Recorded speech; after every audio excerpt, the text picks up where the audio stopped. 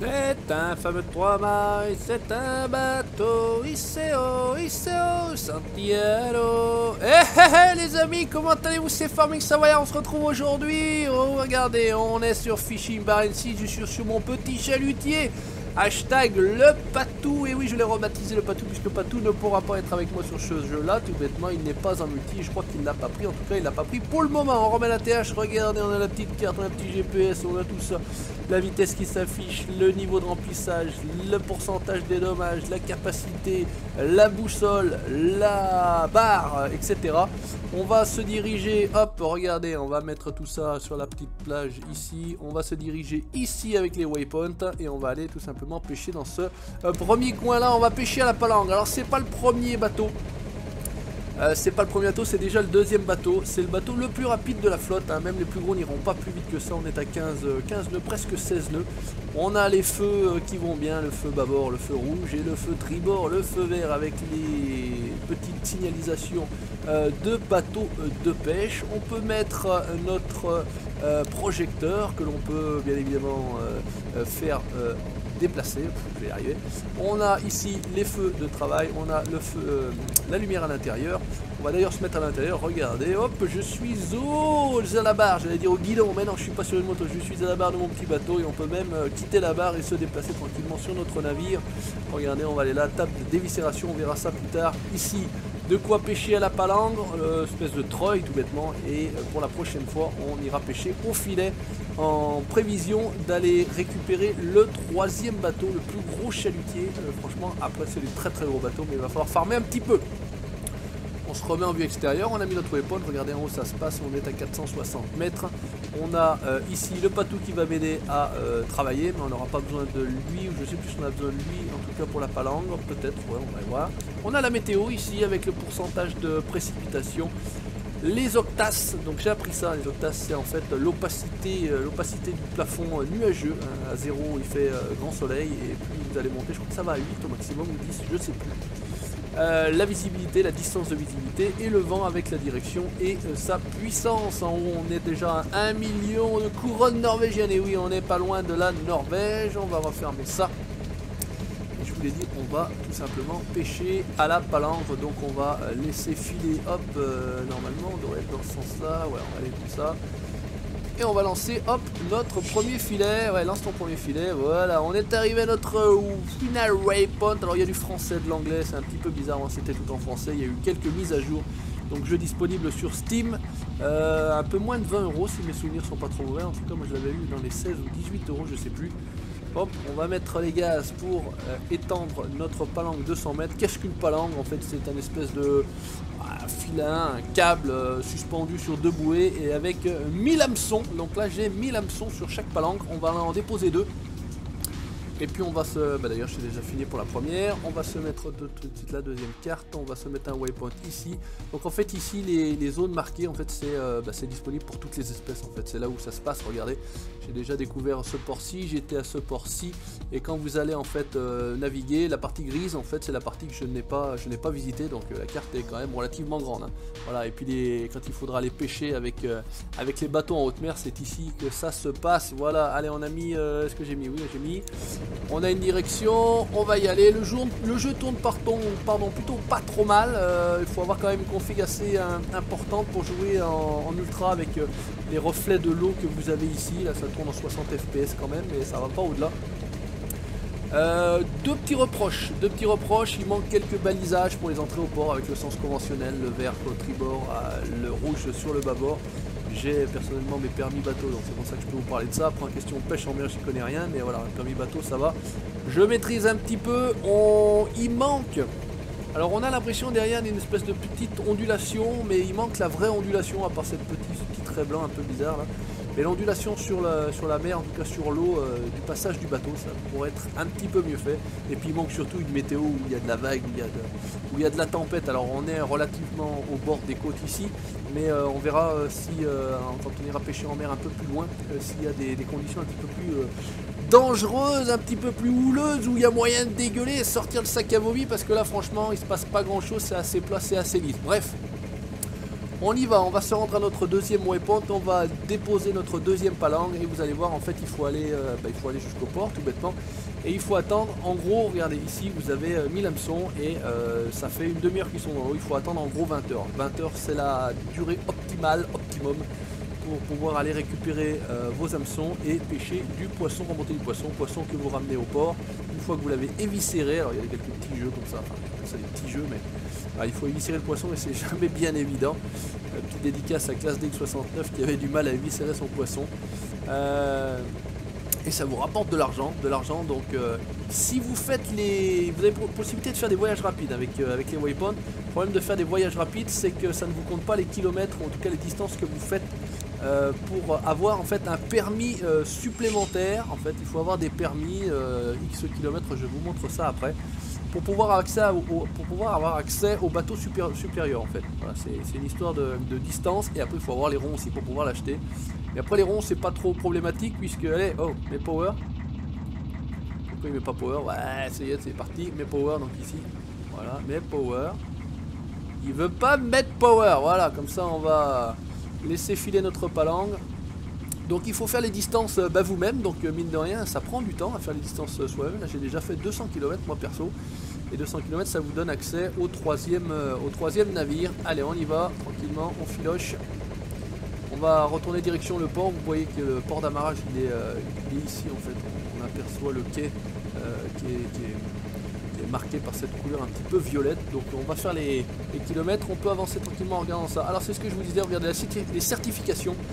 Là il fallait 30, là c'était 8, 35, 120, alors non c'était 35 pour avoir celui-là, 120 pour avoir celui-ci, et maintenant il faut 250 pour avoir le suivant. J'ai déjà fait 126,4 km pour avoir le prochain certificat. Voilà, complètement. Ici vous avez les dernières pêches que j'ai fait. Ici vous avez les engins que j'ai utilisés, avec quoi j'ai pêché. Je pêche avec de la crevette au bout de mes hameçons. Il y a des missions que vous pouvez avoir quand vous êtes dans les ports. J'y vois rien là, on va essayer de faire comme ça, voilà. Il y a des missions que vous pouvez avoir dans les ports, que vous visitez et qui vous permettent d'avoir un petit peu d'argent. Mais là je suis à 17,18 bah Dieu, mais j'ai un vent dans le dos là, c'est pas possible, normalement ça va à 15 maxi. Donc on va essayer de pas se planter, voilà, tranquillement. Avec le H vous pouvez faire disparaître la TH, avec le X ça coupe les moteurs. Sur les plus gros bateaux vous aurez un propulseur d'étrave qui vous permet tout simplement de naviguer et de vous déplacer latéralement. Voilà. J'en ai vu beaucoup qui essayaient de partir avec leur bateau en marche avant, mais non, quand on est à quai les gars on part en marche arrière. On se dégage l'arrière du bateau surtout, parce que c'est de l'arrière que ça part au niveau du moteur. Et après on filoche, regardez, on va arriver tranquillement comme un cheveu sur la soupe, tout doux, tout tranquille. On va s'amarrer, on va faire passer le temps.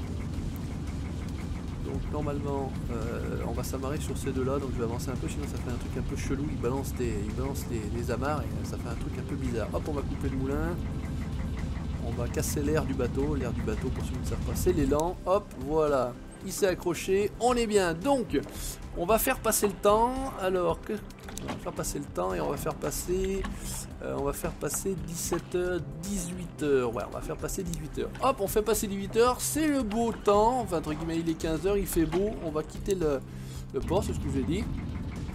Donc machine arrière toute, on dégage l'arrière du bateau, voilà tranquillement, on coupe, on met les gaz vers l'avant, barre à fond à droite et on peut partir tranquillement, sinon vous accrochez la moitié du bateau sur le côté, donc franchement ça sert pas à grand chose.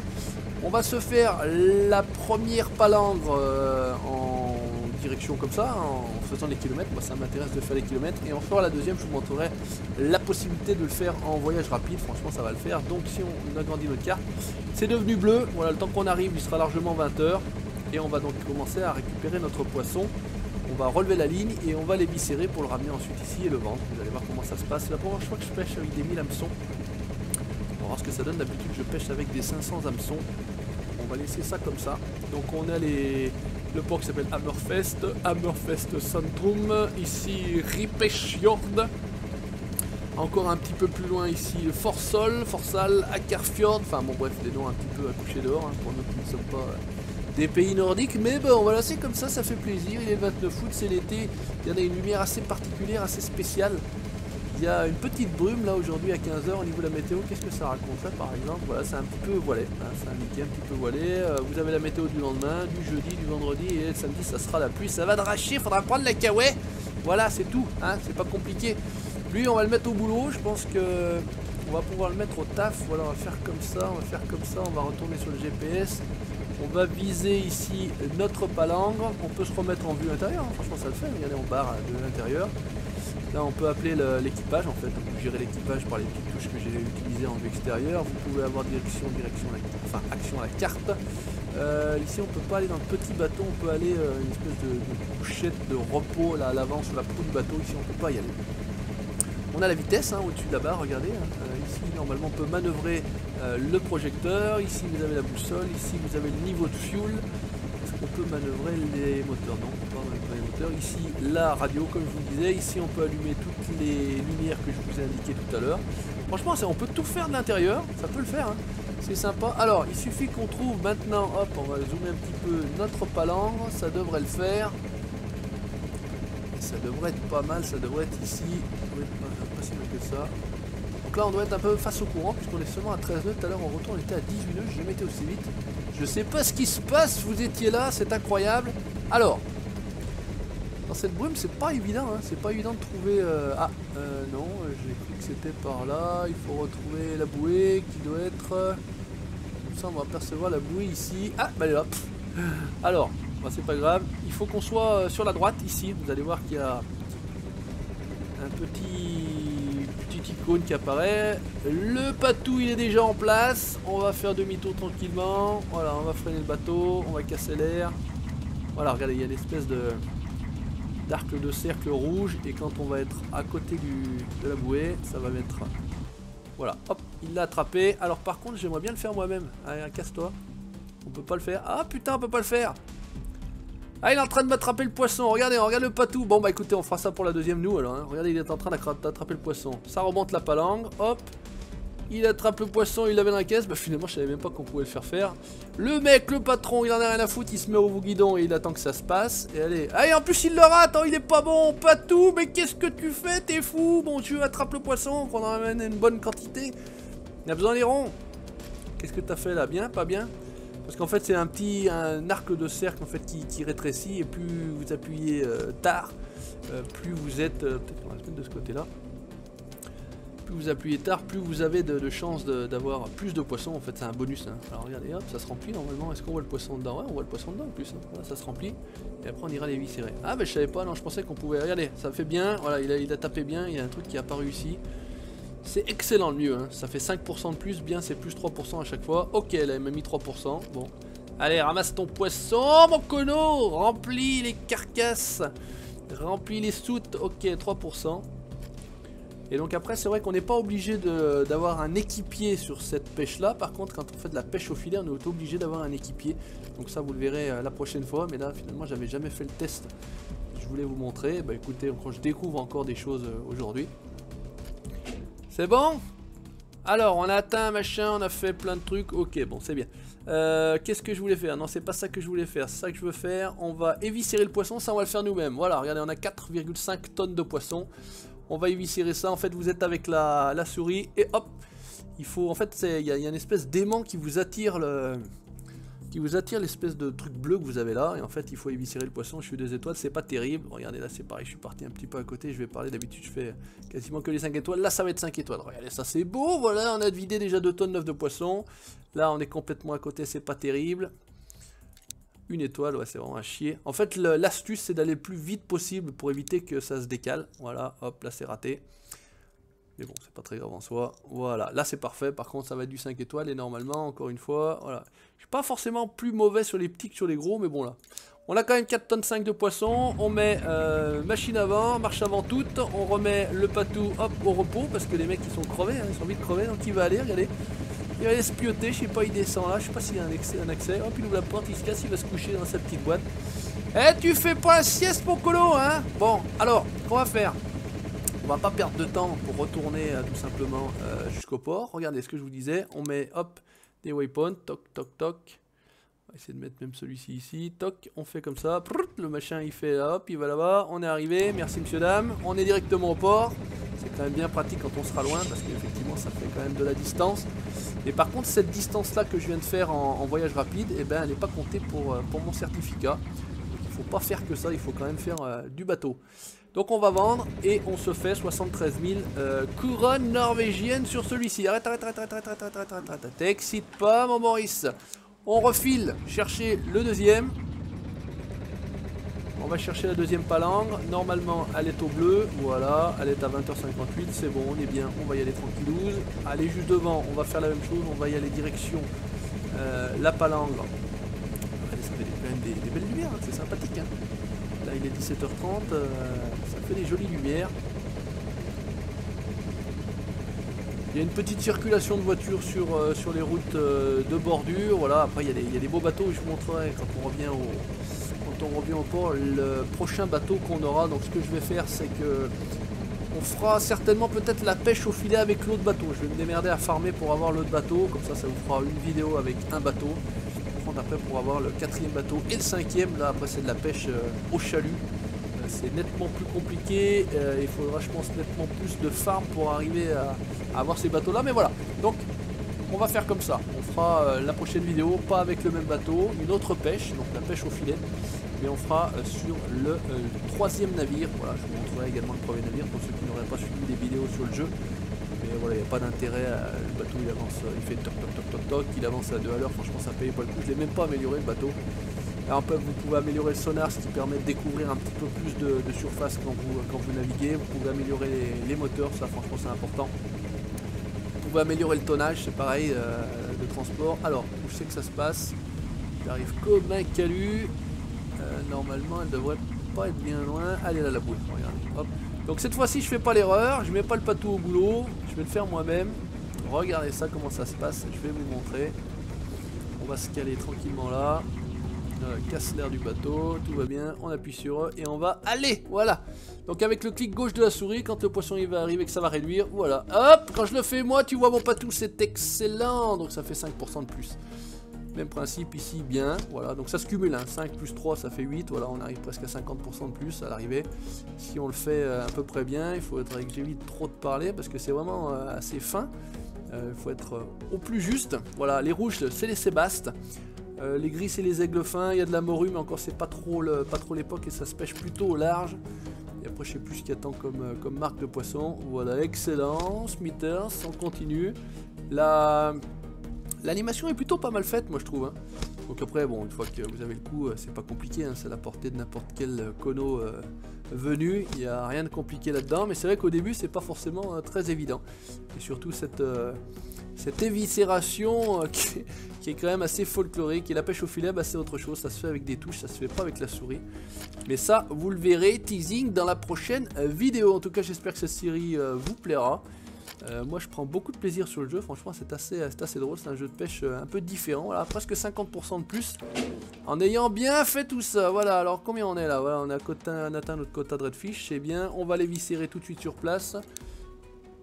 Hop là, voilà, ça c'est parti, on est pas mal, on continue, deuxième lancée, on est pas mal non plus, voilà, on est à 5 étoiles. Oula, par contre là on a fait que de la merde.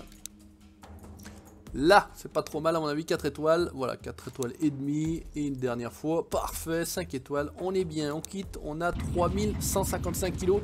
Alors le problème c'est que vous avez vu, j'ai pêché pas mal de poissons, mais j'ai certains quotas qui ont été atteints, donc ça il faut que je fasse gaffe. Faut plus que je vienne pêcher, alors on va voir ça ici, non c'est pas ici qu'on voit ça, voilà les quotas. Donc au redfish, il faut que j'arrête de venir là, enfin faut que j'arrête d'aller dans des coins où ça pêche du redfish, donc du sébaste exactement. Parce que finalement j'ai plus le droit d'en pêcher. J'ai atteint mon quota, donc il faut que... Là j'ai 100 000 tonnes. J'ai 100 tonnes, pardon. Là j'ai 200 tonnes. Là j'ai 65 tonnes. Et là j'ai pas atteint toutes les... Et il y a le macro, mais j'ai pas pêché le macro. Voilà. On va se rendre directement au port. On va se faire un voyage rapide. On a dit qu'on faisait comme ça. Donc ça veut dire qu'il faut que j'aille pêcher ailleurs que là où il y a du sébaste. Donc là il y en avait.